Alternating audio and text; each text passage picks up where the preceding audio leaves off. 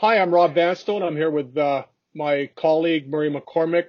Massive news today. I'm not sure there's been bigger news in the history of the Canadian Football League, or certainly news that has been more dire or worrisome than the notification or confirmation today, being Monday, that the 2020 CFL season has been canceled. There's so many directions in which we can go with this. There's so much uncertainty. Murr, just off the top, what do you make of all this? Do we call it Black Monday, CFL style? Seems to fit. Seems to fit. Not unexpected, but even though it's not unexpected, and I kept thinking it was coming, I was hit in the gut today when I read the CFL release and I saw the tweets that, the CFL means so much to all of us and has been done so well for all of us, and to see it miss a season, but they had to do it. I know to the other side, we're probably going to do a lot of this stuff going back and forth about our emotions and then back to saying they had to do it, but they couldn't have a season. There's so many logistical issues to deal with this season. And when the federal government said they're not giving them that $30 million, that was the final straw in my mind. And that I'm was not even sure that was especially workable, even with the loan. They were dealing with so much in terms of time constraints, trying to go ahead with their own bubble without some of the resources available to the NHL, NBA. I think it would have been a perilous path even to go down that road. Imagine all this. If they say announced today, hypothetically, that they're going to go with a season, it'd be all stories about how can they go ahead with the season, how can players get across the border, how can they live successfully in the bubble. What happens if they have to shut down? One team gets a whole bunch of coronavirus and they have to shut it down. There were all of these questions, and they had a $30 million loan from the government, which wasn't going anywhere. So Randy Ambrosie talked about, and he said in the top part of the press release, this is about the future of the CFL, getting ready for 2021. So guess what, CFL? You've thrown it out there. You better be getting ready for 2021. 2020, you got to deal with season ticket holders, because that part and sponsors is still not over and done with yet, because I still think there's still got to be financial and ramifications dealt with. But start working on 2021, maybe a different salary cap that doesn't see quarterbacks getting $700,000 and Canadians and first-year Americans getting 65. They have to do some way to balance that. They have to do something to get this season, to use this season as a restart, and not just to get back to the way that things were in 2021. There's a whole lot of issues with this league right now. And this, unfortunately, the pandemic brought it all to front, brought it all to fore. Like, we're so excited. Just think back to even January. The Grey Cup's coming here. Cody Fajardo's heading into his second year. We're excited about that. All these things, and then they're all gone now. So use this momentum, kind of. Can you use momentum, Rob? Maybe. There's no momentum. I don't know.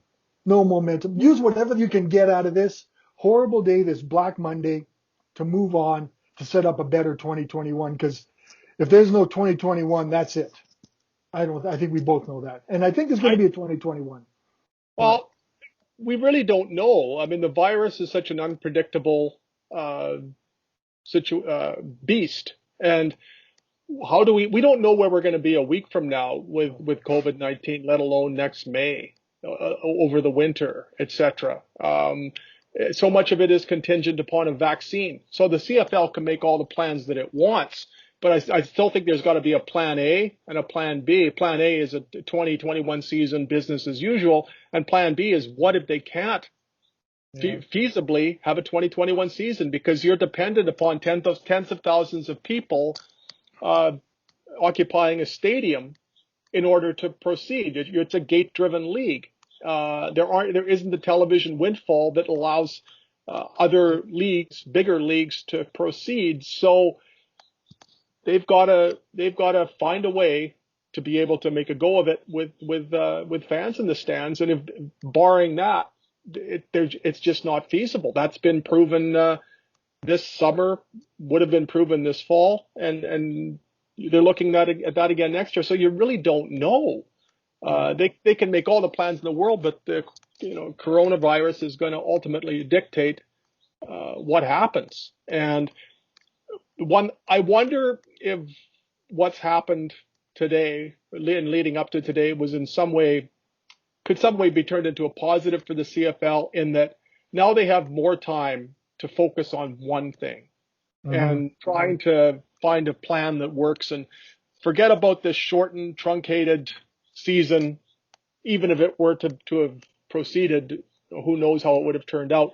Now they can perhaps use this time more productively to, first of all, develop a business plan that is sensible and that allows every team the chance or the opportunity to at least break even or come close to it. And as you said, that business plan was flawed Yeah. long before its deficiencies were exposed by COVID-19 and the circumstances arising from it.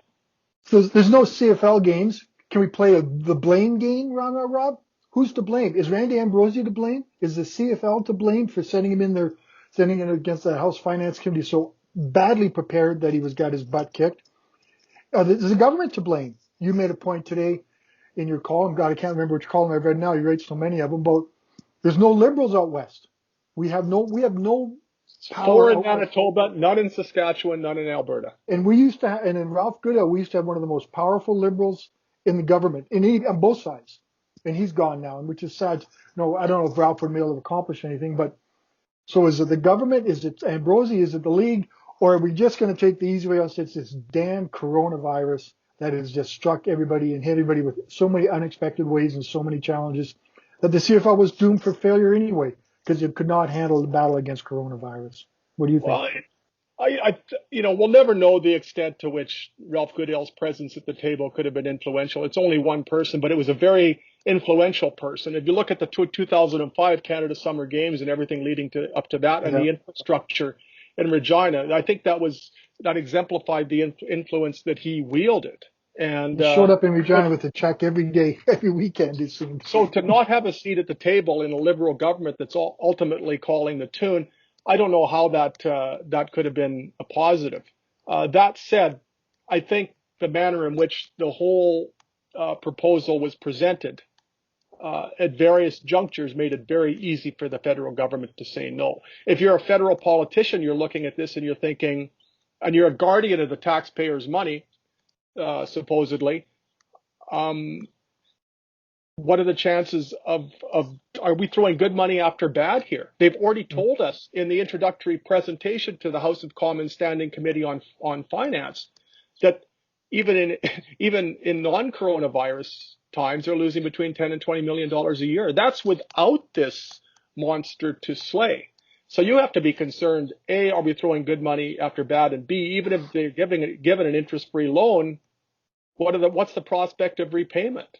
So I think that the way it was, and you have to cut Randy Ambrosie, I think in all commissioners of sport, some slack here because of no, there's no playbook for this, and it's unprecedented in our lifetime. So to an extent, everybody's making it up as they go. But to go into to that appearance without representation from the Players Association, without checking off as many boxes as needed to be checked off, I think it set a tone for everything that ensued. And I just don't think the federal government was given a reason to have confidence in the Canadian Football League given its handling of the situation. So Yeah, here we are. here we are. I kind of like some statements. They treated the CFLs like any other small business. They didn't put them aside on a pedestal or anything. And I guess as a smaller business, and we don't think it's small, but it is a small business, and the way to go was not give them the loan because they hadn't shown enough transparency, is what it sounds like me. How is MLSE going to show its books to the government and all these privately owned teams? They don't show the books to anybody, so I don't know how they can do that transparency. But And the there's federal government has said that going forward, they're interested in talking with the CFL about ways to ensure its survival in 2021 and beyond. But as part of that process, they're going to have to open the books. They're going to have to be yeah. fully transparent. And that's unpalatable to them, I'm sure. But less palatable would be not being able to proceed. And they're going to need some kind of benefactor, don't you think, next year? Because Mm-hmm. even if coronavirus were to disappear magically, You sound like as one you sound like prominent Trump. politician said it would at some point, there's going to be a wariness, I think, on the part of the public of going to games and not socially distancing, because all that's burned into our brains right now. And there's also going to be the economic impediments created by the coronavirus. People are struggling, businesses are struggling. So how do you suddenly come up with with the money to patronize the CFL as you once did? Tickets aren't cheap.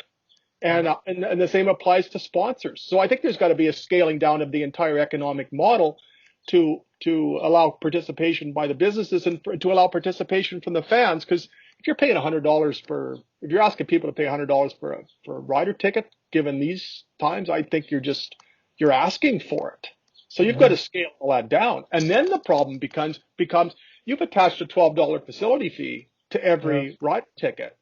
Well, $12 on top of, say, $70 might seem somewhat nominal, but if you scaled down the ticket prices and suddenly you're adding $12 to $30, $40, I think that facility fee becomes prohibitive, and that's the key to the repayment of $100 million loan. So if the federal government doesn't bail the CFL out, and the provincial taxpayers in Saskatchewan would be wrapped up in that, suddenly it's municipal and provincial governments that are stuck with the tab for that $278 million stadium, or at least the bulk of the $100 million loan, if you can't have events in that facility with enough frequency or without enough revenue garnered from the facility fee to repay the loan on schedule. So there's ramifications for every taxpayer, not just people who happen to have an abiding interest in the Canadian Football League. Here's a question I don't know if we can even answer. What happens to the players? No season, no contracts, no money. No money. And some of them have received bonus money in the off season. Like Cody Fajardo got his money, got his bonus money. Some other guys have not as many. Can you survive on it? Maybe Cody can. I don't think a lot of the other guys can survive on a $10,000 bonus if they get that 5 to 10. I don't know how much they are. And if you're an American player, you do the exchange rate, and it's not very good. So the players on the whole, they haven't been able to really generate a lot of other means of income, because in the back of their mind, they had to think, okay, we've got to prepare for a season in case there is one. But now what? We're in mid-August, and suddenly, okay, no season. Fend for yourselves. And that comes back to the blame game. The players are going to blame the league for shutting it down, but the league, basically was forced into this hand. So I don't know how the players in the CFLPA are going to sort out what's going to happen here in 2021. I guess you have to put a pandemic clause in whatever CBA you have. I don't even know, but there's the players, and justifiably so. The players are going to be mad because they've had their incomes slashed, but they're also smart men, I think, and should have seen this coming, and somehow prepared in some sort of manner for the season to be canceled. And I have no idea that's other than finding another job. And a lot of them do jobs that are involved in personal interaction, like personal trainers, there's substitute teachers, there's financial guys. So those incomes have been they're pretty hard to find in the States right now too, because people don't have the money. So I don't know what they're going to do. And these guys, the guys made $8,000 a year. I don't know how they're going to survive. I don't know what's going to happen. I don't know what kind of players are going to have in 2021. I think the global game is over.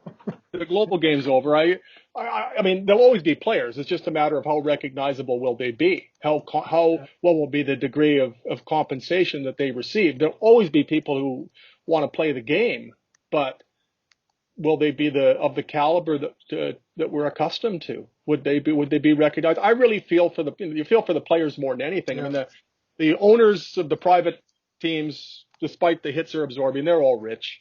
The coaches and GMs, even with the salary cuts, they're still doing well.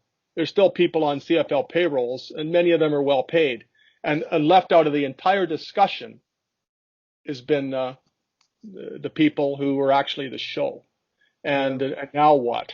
Now that there's no games, there's no possible revenue for 2020. How do you remunerate them at all, unless there's some government program to which they can apply for assistance? But some of them aren't, roughly half of them aren't even Canadian. So what are they eligible for? Who's eligible? Even interesting. It goes on and on. The tentacles just keep branching.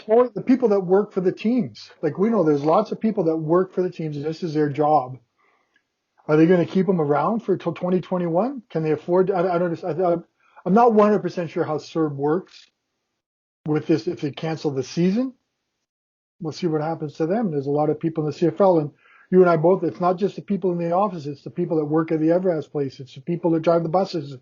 It's the volunteers who do so much, and it is really, the more you think about it, and we'll somehow get through this day and whatnot and move on to another. But it's it's a sad day. There's no other way to put it, and it's we try to be realistic and we have to be unbiased, but boy, it hurts.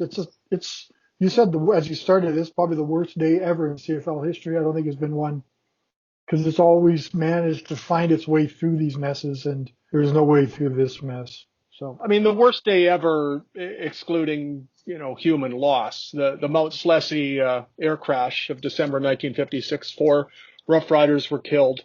yeah, Calvin Jones, the Peg Blue Bombers, was killed.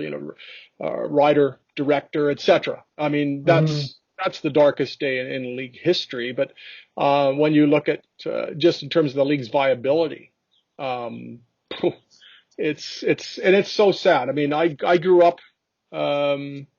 Watching this team. I was attending games when my mom was pregnant. I've seen 3 of their 4 Grey Cup victories. I've written 3 books on the team. I mean, I feel this not only from the constituency of someone who writes about the team, but somebody who's been interested in it as far back as trading football cards in the playgrounds in Massey School 50 years ago. So you grew up worshiping Ronnie and George, and you just think that there's always going to be football. And that's yep, the highlight of the summer for so many people, highlight of the fall, myself included. And now it's hard to process the fact that there won't be a 2020 season. It just, as you said off the top, as much as you're anticipating it and expecting it, to hear that news, it's really jarring. And there've been whispers of optimism during the weekend yeah, too. I know, They might yeah, be able to make a go of it, and then kaboom. And so just when it seemed like the optimism waned almost completely, and then suddenly it started building up again. yeah, Crash. Here we are. yeah. So anyway, Anyway, I wish I had something more to say. Go 2021. Maybe there'll be a 2022 Grey Cup here. We're like everyone else trying to find out. It'll be interesting to see what the decisions went in behind the scenes on this. I'm curious to find out which teams are supportive of this, whether it was unanimous. I would assume it'd have to be unanimous. Does it have to be unanimous? I don't know. well, without federal funding, It's what over. government Yeah, is going to vote for this yeah, for a season? yeah. So I think it's And you unanimous that this is do just an you off and thing. heavy ball and do you think the CFL did everything in its power to have a 2020 season, Rob? Do you think I, I it believe it did. I mean, a lot of it wasn't visible. The league did not share much of anything with the media and by extension, the public. I think that Mhm. was a mistake, especially when you're asking for public money. You've got to be a little more transparent than that. Yeah, You don't have to give away everything that's happening in negotiations to give people a general update on what's going on. You're talking about your customers and you're also talking about your players. But all that being said, I'm sure every possible phone call was made, every possible text message was sent. yeah. I don't doubt for a minute that they pulled out all the stops trying to make this happen. Ultimately, it just wasn't practical to do so. And as painful as it is, I think the only realistic decision has been made, and now we look ahead. Yep. And I hope you have something to look forward to in 2021. Rob, it's been great chatting with you. I wish the topic was a little more upbeat. You're looking good though. Keep it Now, up. 75 pounds are gone since the last podcast. So there's that. But I'm very sad that the CFL has also gone. At least Also for now. joining I'm sure there'll the be lots to scale. talk about days and weeks ahead. Yeah. There's no shortage of issues to dissect, and an abundance of time in which to dissect them. So, Murr, thanks Hey, for doing this today, and our to first everybody summer out there, thank you for rumblings. joining us. I just got our first summer rider rumblings. Have we had one? We had one No, this. we haven't. Maybe we had one in May. I don't know. Well, that's okay. We'll let off. But all right. Good talking to you, Thanks, Rob. Murr, and Okay. thanks everybody, and we'll talk to you soon. Hope everybody is well despite this news.